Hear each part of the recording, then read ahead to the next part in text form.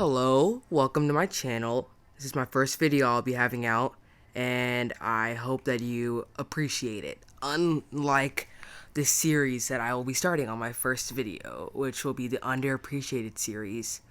Now, the first person who I'm going to have on this is a Marion Motley, who this video is planned to come out June the 5th, and it will. And in this video, I'll be discussing Marion Motley, or Mr. Motley, a man who many of y'all might not know because he's not treated as fair as other tailbacks when it comes to being a great. So I hope that I can hopefully change your opinion and reveal to you some truths and falsehoods about his career, and hopefully paint Mr. Motley in the best light because he is a legend, and I will just explain why. So let's get started. Now, as many football fans like me looked on the NFL 100 list and saw this man's name, my initial reaction was, this spot could have been filled out better, or who is this? Because I did not know who he was. Well, since Mr. Motley passed away in 1999, he's no longer with us to defend his case to preserve his legacy. But that does not mean he's not worthy of his achievements. So I'll be describing to you and explaining to you why he is, in fact, worthy of what we give him for of the NFL 100 list. So usually whenever we think of African Americans breaking the color barrier, we think Jackie Robinson, Arthur Ashe, and to some, Jesse Owens. Well, imagine a man who broke the NFL's color barrier alongside teammate Bill Willis in 1946, both in the Hall of Fame. Just to get perspective on Marion Motley, I'll be sharing why we should respect him, how he became an NFL player, stats, and dominance. Let's get into it. Marion Motley was born June 5th, 1920 in Leesburg, Georgia. So the video comes out, it'll be his 100th birthday, which is perfect timing for me. Marion joined the Navy during World War II, and while in the Navy, he played football at the Naval Training Center for future Cleveland Browns coach Paul Brown. Now, Paul Brown is the most important man, in my opinion, in this man's life, other than like a father figure. I think that I'll explain later. In 1946, Mr. Motley went undrafted and was instead picked up by one of the NFL's greatest figures, Paul Brown, who are the Browns are named after, and who the Bengals Stadium is named after, Paul Brown, who did not see Marion as a black man, but as a talented fullback. Marion Motley was arguably one of the best blocking fullbacks of all time. At 6'1", 232, he posed a physical and a mental advantage over his opponents. Also, during his time fighting in World War II, he raced Grover Clemmer, the world record holder in the 440-yard run at the time. So adding on to his athleticism, at his size, his speed, and his power, you could argue that he is the most dominant player at the time. He started off his career in the Browns, obviously with Paul Brown, in the AAFC, which is the All-American Football League. The league only lasted for 4 years. During that time, the Browns never lost a playoff game and won all 4 championships. Now, I know they had Otto Graham on the team, but he was also a main contributor, which is why I'll be discussing myths that have been placed on this man about his career. So, stats. You ready? His stats are inflated, or deflated, due to the 12 to 14 game seasons. Like, he played 12 to 14 games. It was in a 16-game regular season like it is now. So, in 1948, Marion's league-leading 964 yards was already very good. Now, if we extrapolate these numbers to the 16-game season, which makes it a 1,255-yard season, that is so much better. Now, if you do it to all his years, which I didn't do, he'd probably have a regular career. And noticing that careers weren't as long spread out at the time, like, let's say, because it was a running backs league kind of then. Now it's a quarterbacks league. Tom Brady is going to most likely play for 25 years, if that's what he claims. Marion Motley only played for 10 years. Now, if you were to extrapolate his data then, he could be an NFL great no matter what position. But yeah, my last point for this topic is that back in his day, stats were not considered everything. Ability was. If you think of greats at the time, you see that their play time was determined by talent, not need by position, and how good they did. Marion Motley was incredibly talented, but Coach Paul Brown was nearly perfect in discovering what would make players most productive in his system, no matter the position.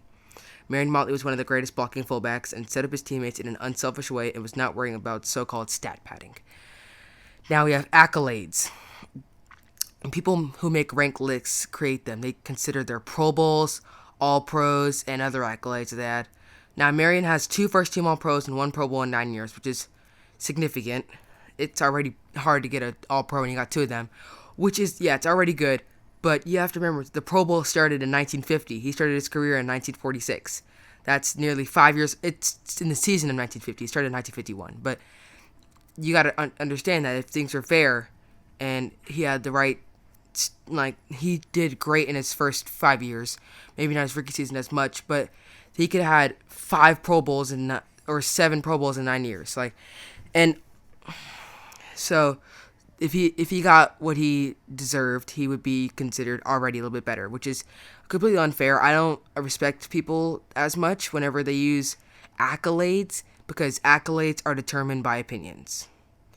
Because you can't be MVP of the NBA or NFL if none of the sports writers like you. There's some bias that goes into it. Stats are they're proven, but you don't know the background about it. You need to get full first-hand accounts from teammates and players. That's how I would determine it is best. And acknowledgement. I wanted to title this unacknowledgement, but that's not a word. Now, player these days, the first team All-Pro running back, which I don't know if it's Nick Chubb, but I know it's the first team All-Pro running back, would be thought of as the best player at his position in the league. Not anyone's fault, but narratives have changed. In the 1940s, if you were African American in any facet of life, you were judged. Just think about it. There were hundreds of Negro League baseball players, but most of them are not known for two main reasons. Because they were talented. That's definitely not a reason. They were all talented. Their games are not as popular, and race, which I'll discuss in the next topic. But, well, their games weren't as popular because the MLB obviously overshadowed the Negro League. They probably got their games, well, it wasn't televised as big, but they still got them televised. And so it was much more popular. Well, in the AAFC, it was a popular league, but at the time, it was not as big as the MLB. The NFL is different nowadays, though. Bring up talent around him. So talent around him, he had Otto Graham. And, oh my gosh, Hall of Fame quarterback. And then after him, he had Jim Brown. Now, if you think about this, if Marion Motley played in a time with TV, let's just say that, just TV, would we think of him differently? People would get to see his games. A couple weeks ago, I've been doing this for like weeks. I searched up videos of him, and I could find 2 videos of his games. Not like an NFL archive, I didn't go into that, but I went like on YouTube and on other websites, I only found like two like full game videos. And just think about it, like Jim Brown, he's a great running back. Right after Marion Motley, though, he had more games televised because he played in like the other, like the bigger championships of like the AFC, in the AFL. So that's what I think. If he had his games televised, we'd be thinking of him so much better. And race is the last topic that I have. The most controversial topic in talking about any athlete is race, which is why I personally have so much respect for Paul Brown, because he was an immensely powerful white male, and instead of deciding to abuse his power, he instead uses his great football mind to scout players from all backgrounds, helping reintegrate the league. Just think about this. In Marion's point of view, he's about to become the first African American in the AAFC. Now, Fritz Pollard was the first African American coach, player coach, but I'm not going to count that because all coaches had to play. It was in the rule book. He's the first. He's the first fullback at least. So I'm just going to go with that. This is a year before Jackie Robinson, and you got to imagine all the racism that they had to go through. Surrounded by Caucasians, it was everybody on his teams were white, and that's not necessarily bad, but the NFL prevented them from having that. So some not racist, some were. He managed to show his talent and become one of the greatest and most underrated to ever play football. So all in all, I have full respect for this man for being the color barrier. We don't know that much about his regular life because we don't have documents that show it. Because all we have is documents. Sorry, we don't have videos.